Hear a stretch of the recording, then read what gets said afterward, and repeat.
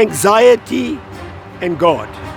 Can you and I have both? Did God, when He created you and I, give us the ability to have anxiety? When I grew up, everybody was about IQ, your intellectual quotient. At school, they did tests to determine how successful you'll be in life.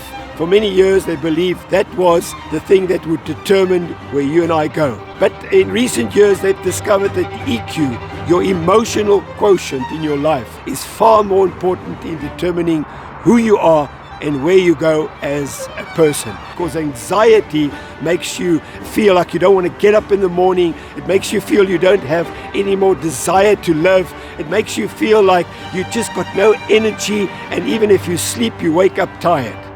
And so it becomes more permanent. Well, good morning and welcome to Timeout this morning. My name is Jack Vint. I trust where you are that you're well, that you're safe, and that you at least got a hot cup of coffee with you on this cool morning. Thank you for joining me. Now, anxiety and God. Can you and I have both? And did God, when He created you and I, give us the ability to have anxiety? I'm going to say something about that, so don't go away. Now, when I grew up, everybody was about IQ, your intellectual quotient. At school, they did tests and to determine how successful you'll be in life. For many years, they believed that was the thing that would determine where you and I go. And at school, they were very secretive and they never told us the results. Well, I thought so. Maybe they did, but they didn't tell me because I probably did badly.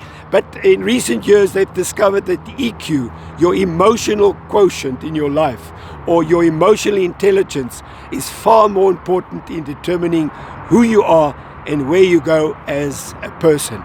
Because you see, you can be an Einstein, but if you don't have social skills, if you don't know how to interact with people, if you don't know how to have feelings, if you don't know how to, how you perceive people, it's a problem.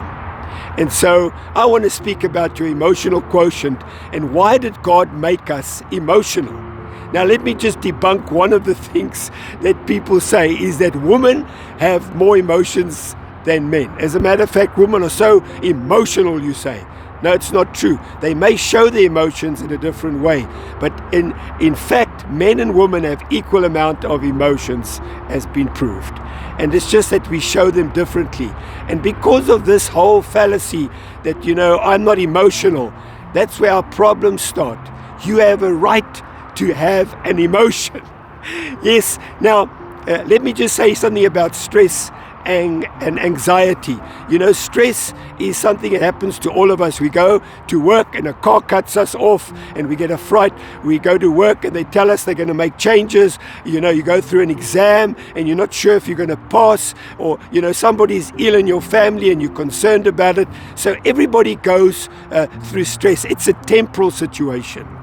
But when that moves to a more permanent situation, it becomes anxiety. And then it becomes more serious because anxiety makes you feel like you don't want to get up in the morning. It makes you feel you don't have any more desire to live. It makes you feel like you just got no energy. And even if you sleep, you wake up tired. And so it becomes more permanent. And so that's the emotional quotient in action. And you may ask, Jack, why did God make us emotional? Why didn't He just give us intellect and leave the emotions out? That's what distinguishes us from AI, by the way, is our emotional quotients, the ability to feel, to perceive. Now, just think about it, that if you weren't able to feel and have thoughts, you wouldn't be able to experience love, God's love, your children's love, your family's love. If you didn't have emotions, you wouldn't be able to have things like faith towards God, which is essential. Your faith is an emotional quotient. And so emotions are there. God gave them to us. But when they get out of sync, they can be harmful. And I think of the scripture in Philippians 4 verse 6. I'm reading from a New Living Translation. It's a brilliant translation. You can put it actually on a piece of paper and put it up on your wall. It says, don't worry. That's it's a brilliant thing. And it says, about anything, Jack. Instead, pray about everything. Don't worry about anything. Instead, pray about everything.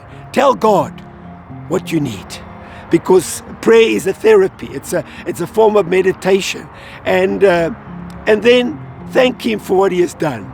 You know, there's something about gratitude.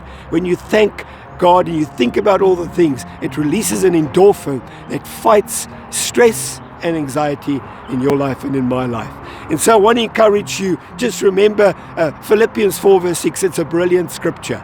Now, just in case you think there's something wrong with you because you have an emotion, you have a right to have an emotion. You know, Psalm 13 speaks about King David. He was a mighty man. He wrote most of the Psalms.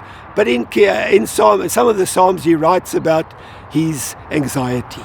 And he says, how long, Lord, will you forget me, in Psalm 13? He asks this question. Then he answers it, forever? And he says, how long will you hide your face from me? Because that's how he felt. He was disconnected from God. How long will I wrestle with my thoughts, and day after day have sorrow in my heart? In another scripture he writes, I wept all night until my tears wet my pillow. And so this was a condition of anxiety. Why would King David experience anxiety? So just remember this morning that you have a right to have an emotion. I once went to my doctor and I was complaining about my physical, why I was, why is this happening? Why is that happening? And he smiled at me and he said, Jack, be kind to your body. I'll never forget that saying, because I was harsh with my body. I was harsh on myself. And perhaps this morning you are like that with yourself. Perhaps this morning you feel that you're not good enough. And you may be experiencing anxiety. Well, be kind to your emotions. And I want to ask you this morning as you listen here, what have been the things that you've done when you've had stress in your life that's a temporal thing, but anxiety that's come and become more permanent? What have you done to help you? It'd be wonderful if you could write that comment, because other people reading it may say, that's helped me. It would be good if you could write that in the comments. And so I want to say this morning, be kind to your emotions. And that would be some of the things I want to just leave with you this morning. You have a right to be emotional. When I grew up, people say as a Christian, don't say anything negative. But the problem is I thought those things. So even although I didn't say them, they were still in my thoughts and they didn't go away. Sometimes it's important to just to vent it and then to deal with what you've heard and to bring it to God. But to bottle it up sometimes isn't useful. So be kind to your emotions. You have a right to have them.